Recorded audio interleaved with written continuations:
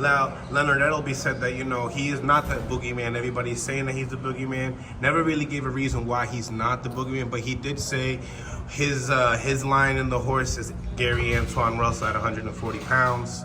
What do you think about that fight? Hey, Russell is another hard puncher. 100% knockout ratio. There's only a handful of guys that have 100 knockout percentage. That's Virgil Ortiz, that's Better Biev, that's Antoine Russell, and Subriel Matias. That's a 100% knockout ratio club, handful of fighters.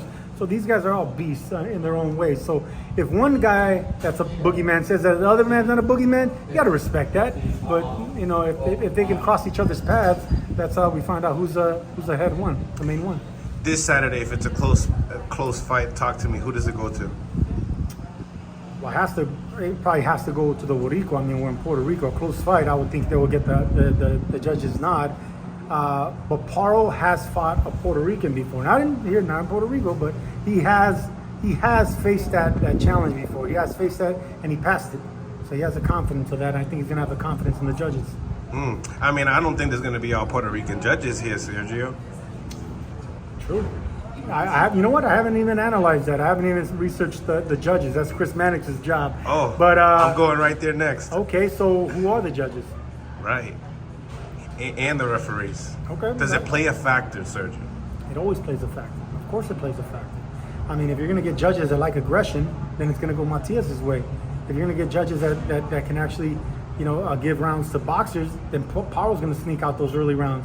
What kind of referee are you going to have? Someone that's going to let you clinch, then it's going to favor Paro. Someone that's going to break you up right away, then it's going to favor Matias. So these are all things that, I research, once I find out. But yeah, once I break down that, then I can pretty much tell what type of fight's going to be. Last fight, Leon Paro, Montana Love. Last fight, Subriel Matias, Urkashev. Who's been fighting at the highest level? I would say Urkashev was a tougher fight. And the fact that Urkashev was forced to submit in that fight. I thought Urkashev was going to win, by the way. I picked Urkashev to win that fight. That's when I realized Matias is the goods. So yeah, I think Subriel Matias has the momentum heading in his favor. He just has to take care of business on Saturday to capitalize on that popularity. Besides their last opponents, who do you think has fought in the higher level? They're probably even. I would say they're probably even. I would edge it to Matias because he's a champion now, so you got to respect that. But it was a vacant championship. He didn't beat a champion, so they're pretty even. But I would kind of edge it out to Matias. Talk to me about Puerto Rican boxing. Obviously, this is probably one of the biggest fights since a long time. And obviously, we had Jake Paul and Amanda Serrano did a great job in the Coliseum. But what does this fight mean? It's a title fight. Well, look. Anytime you have all eyes on a small island, people are going to be watching. But it's a small island with big heart and a lot of big talent coming out of it.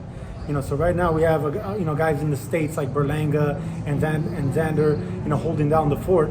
But a real Puerto Rican, that you're dealing with Subriel Matias right now. He can carry. What about the hardcores? Well, the hardcores, are they gravitating to those two names that you just mentioned?